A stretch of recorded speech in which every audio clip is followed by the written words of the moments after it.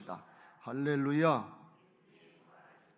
그렇습니다. 주님이 부활하셔서 우리 안에 성령으로 오셔서 떠나지도 아니하시고 버리지도 아니하시고 우리와 함께 동행하시는 줄로 믿습니다. 오늘도 믿음으로 하나님의 은혜를 누리시기를 주의 이름으로 축원합니다. 오늘 우리가 믿음의 사람들을 살펴보면서 야곱에 대한 모습을 좀 더 살펴보려고 합니다. 제가 목회하고 성경을 보면서 다윗의 초반부를 통해서 믿음의 용기를 봤는데 후반부에 타락하고 죄짓고 범죄하고 그런 거 가지고 무슨 은혜가 되겠는가 그랬는데 후반부에 사실은 더 큰 은혜를 받았습니다. 범죄하고 부끄럽고 창피하고 정말 자식들도 대를 이어서 범죄하고 그러면서도 꿋꿋하게 세워져서 끝까지 믿음 지키고 끝까지 주신 사명 사역을 감당하는 그 다윗의 모습을 보면서 하나님이 그래서 내 마음에 합한 자라고 그랬구나 하는 것을 깊이 느끼고 감사할 때가 있었습니다. 우리가 신앙하면서 형통하고 좋기만을 바라지만 그렇지 않을 때도 많이 있습니다. 그럴 때일수록 하나님께 더 가까이 나가고 하나님 편에 서야 될 것이고 믿음 지키시길 주의 이름으로 축원합니다. 늘 말씀드립니다. 우리의 초점이 문제 해결에 있으면 안 돼요. 그 문제 해결이 안 되면 어떡할 거예요? 더디면 어떡할 거예요? 또 문제 해결되면 어떡할 거예요? 그럼 마음이 흐트러질 거 아니에요? 간절하지가 않을 거 아니에요? 문제 해결에 초점이 있는 것이 아니고 우리의 마음이 하나님께 초점을 둬야 될 것이고 믿음의 사람이 되기 위해서 하나님이 역사하시는 걸 믿고 초점을 잘 맞추고 방향을 잘 맞추고 신앙하시길 주의 이름으로 축원합니다. 오늘 야곱의 노년의 부분에서도 그런 부분이 나타나는 것을 볼 수가 있습니다. 야곱이 그의 나이 130세가 돼서 이제 거의 이제 죽을 때가 돼 가는데 그런데 평생에 한이 됐던 것이 요셉이 짐승에 물려서 죽었다고 하는 그런 얘기를 듣고 죽은 줄 알았는데 형들이 사실은 요셉을 애굽의 종으로 팔아버렸잖아요. 자기가 아버지도 속이고 형들도 속이고 그랬는데 자기도 속아서 수십 년을 살게 되는 걸 볼 수가 있어요. 하나님이 그걸 깨닫게 하시려고 그렇게 하시는 것 같아요.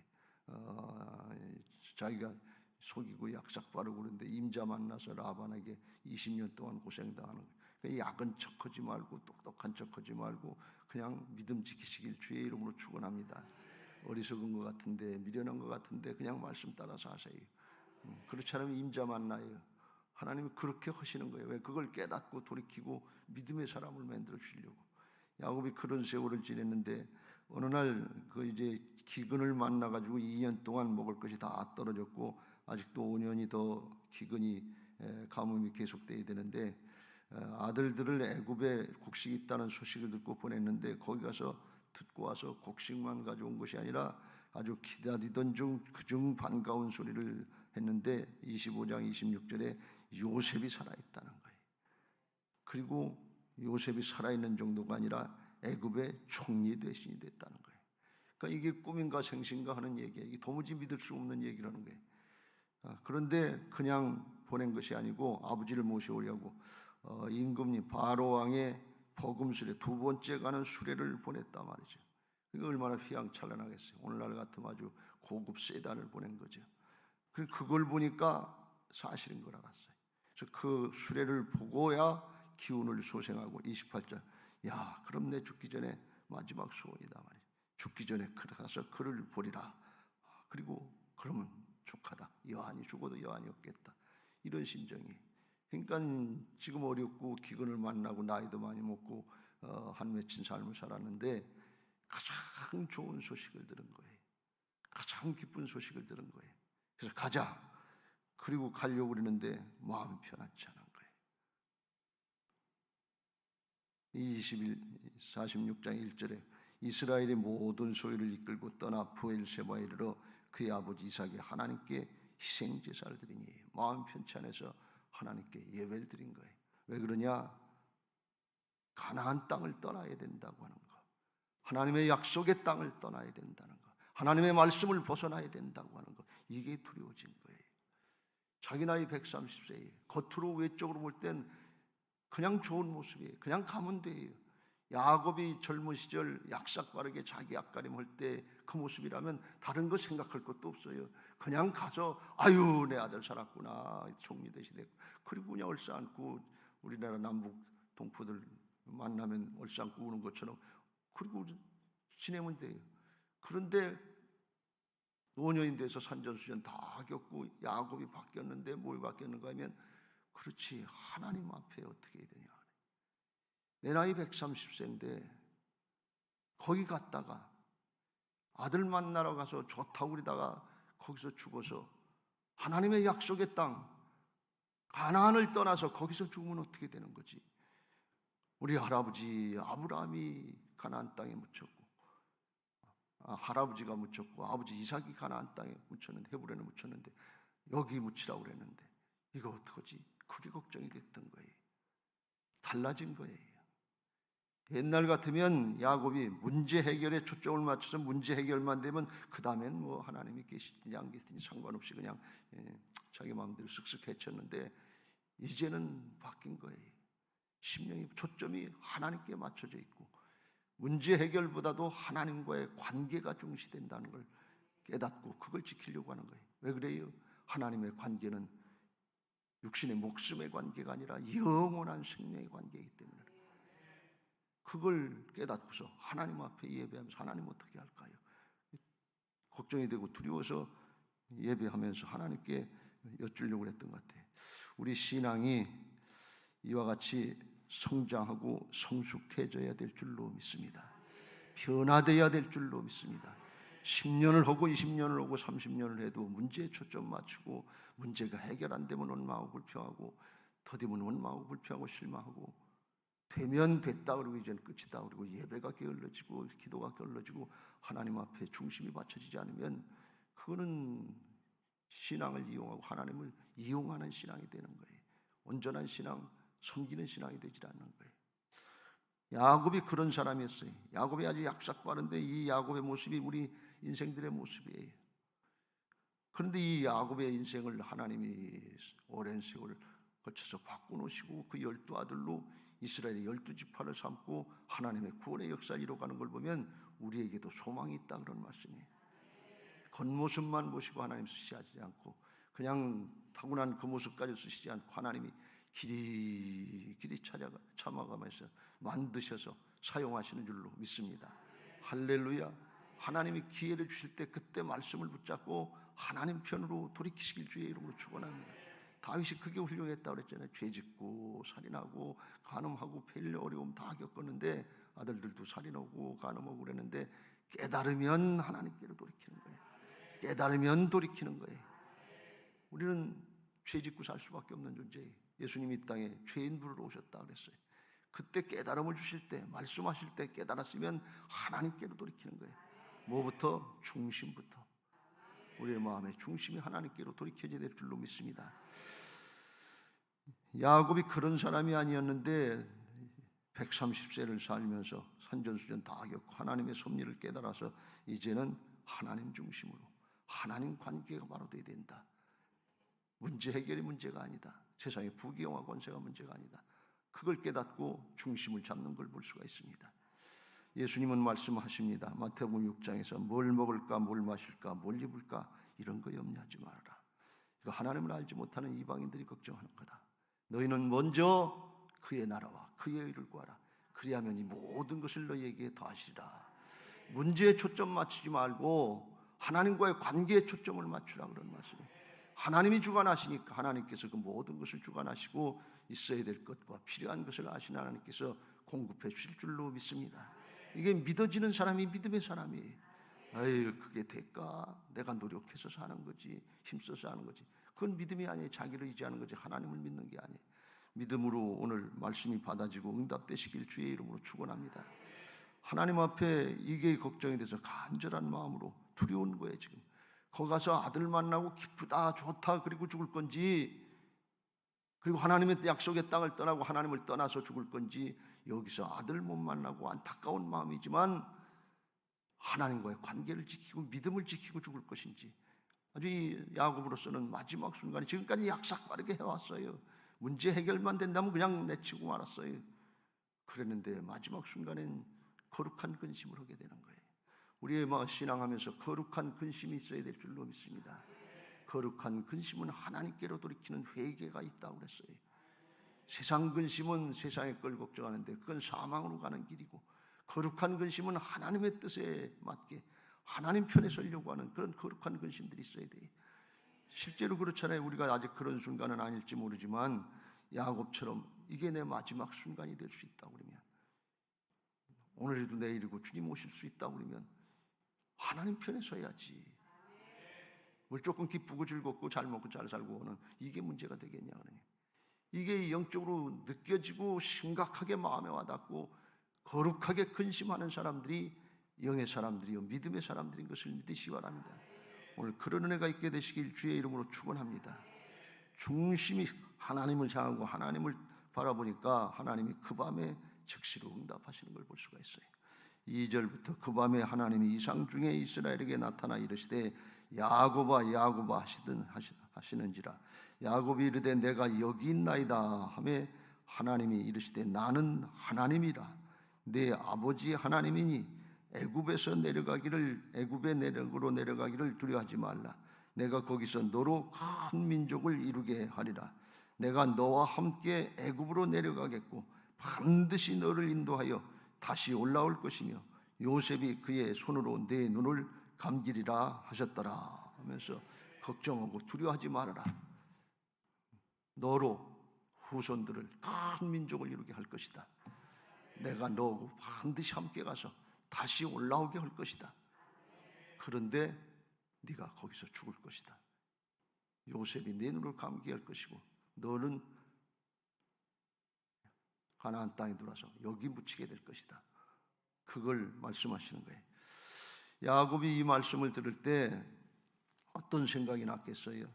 그가 형 에서의 장자권을 빼앗고 축복을 받고 장자의 축복을 받고서 형 에서의 미움을 사가지고서 죽게 생길 것 같을 때, 그때 밧단 아람으로 외삼촌집으로 피신하려고 할 때 베델의 광야에서 호롤단신으로 두렵고 떨리는 마음으로 갔는데, 그때 하나님이 밤중에 만나주셨잖아요. 그때 하나님의 말씀과 내용은 똑같은 말씀이 창세기 28장 15절 내가 너와 함께 있어 네가 어디로 가든지 너를 지키며 너를 이끌어 이 땅으로 돌아오게 할지라.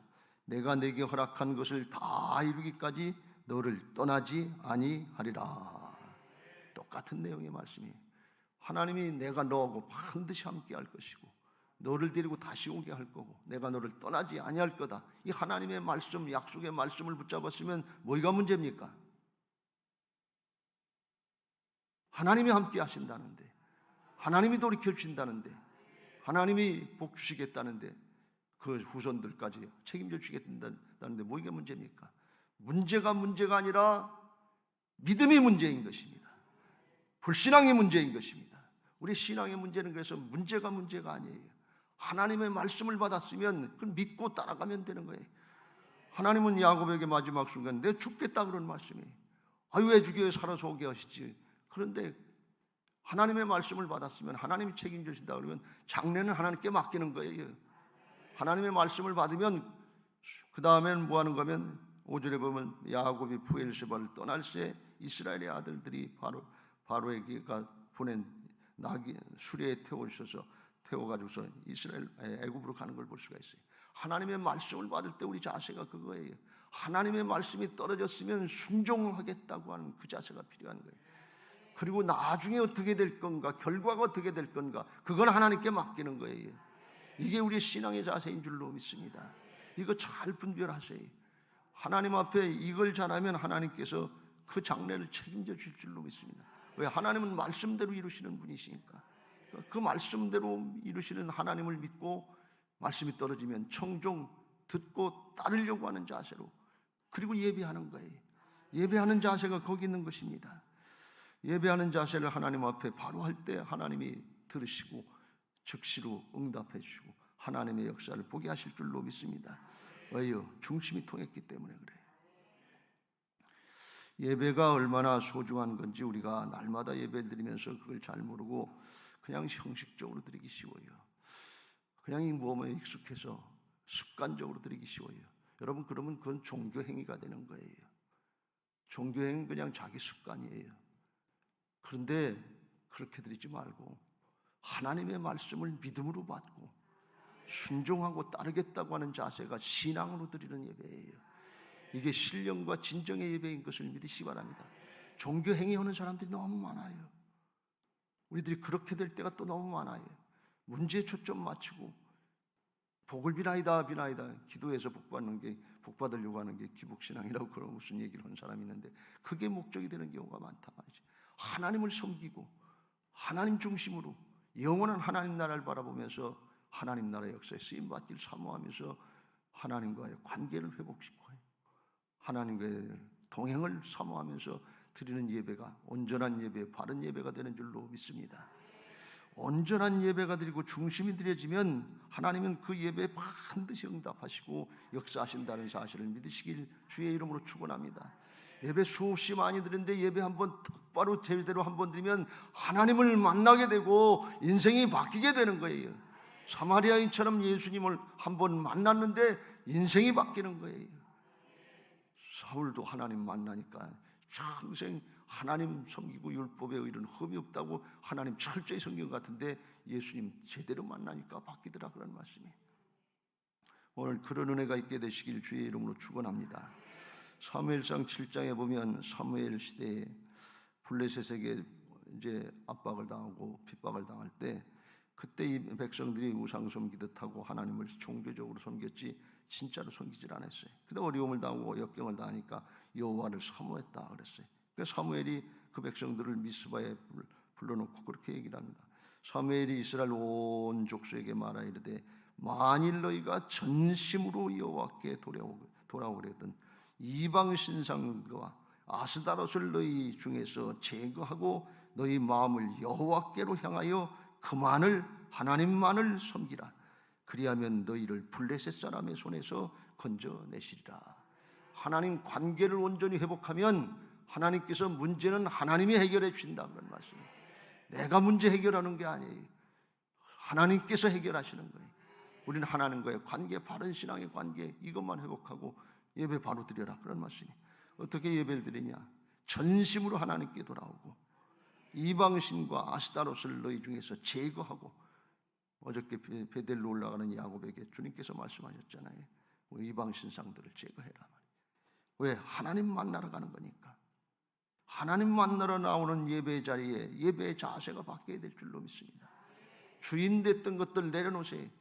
내가 주인 됐으면 나를 내려놔야 될 것이고 내 자식들이 주인 됐으면 자식들을 내려놔야 될 것이고 돈이 주인 됐으면 돈을 내려놔야 될 것이고 문제가 주인 됐으면 문제를 내려놓고 하나님께 신뢰하면서 초점을 맞춰야 될 줄로 믿습니다. 그걸 가르쳐 주니까 이스라엘 백성들이 하나님만을 섬기겠다 그러고 회개하려고 미스바에 모여서 고백을 합니다. 6절에 그들이 미스바에 모여 물을 길어 여호와 앞에 붓고 그날 종일 금식하고 거기에서 이르되 우리가 여호와께 범죄하였나이다 하니라. 사무엘이 미스바에 이스라엘 자손을 다스린다 그러면서 사무엘이 이제 젖 먹는 어린 양 하나를 가져다가 온전한 번제를 여호와께 드리고 이스라엘을 위하여 여호와께 부르짖음에 여호와께서 응답하셨더라. 그래서 번제를 드릴 때 블레셋 사람들이 쳐들어오려고 할 때 그때 하늘에서 큰 우레가 치고 하나님이 역사하셔서 이스라엘 백성, 블레셋 백성들이 혼비 백산하니까 이스라엘 백성이 가서 쫓아가서 그들을 물리치고 12절에 이렇게 말씀합니다. 사무엘이 돌을 취하여 미스바와 센 사이에 세워 이르고 이르되 여호와께서 여기까지 우리를 도우셨다 하고 그 이름을 에벤 에셀이라 하니라. 여기까지 인도하신 하나님, 그 하나님을 나타냈다 그런 말씀이에요. 그리고 이에 블레셋 사람들이 굴복하여 다시는 이스라엘 지역 안에 들어오지 못하였으며 여호와의 손이 사무엘이 사는 날 동안에 블레셋 사람을 막으심에 블레셋 사람들이 이스라엘에게서 빼앗았던 성읍이 에그론부터 가드까지 이스라엘에게 회복되니 이스라엘이 그 사방 지역을 블레셋 사람들의 손에서 도로 찾았고 또 이스라엘과 아모리 사람 사이에 평화가 있었더라. 여러분, 우리가 신앙하면서 살아가면서 뺏긴 게 뭡니까? 은혜를 뺏겼습니까? 감사를 뺏겼습니까? 찬양을 뺏겼습니까? 도로 찾으시길 주의 이름으로 축원합니다. 어떻게 도로 차느냐? 하나님 앞에 온전한 예배를 드리라는 거예요. 하나님 앞에 중심을 드리라는 거예요. 하나님 앞에 온전한 예배는 뭔가 하면 재물이 온전해서 온전한 것이 아니라 자기 자신을 드리는 게 온전한 예배입니다.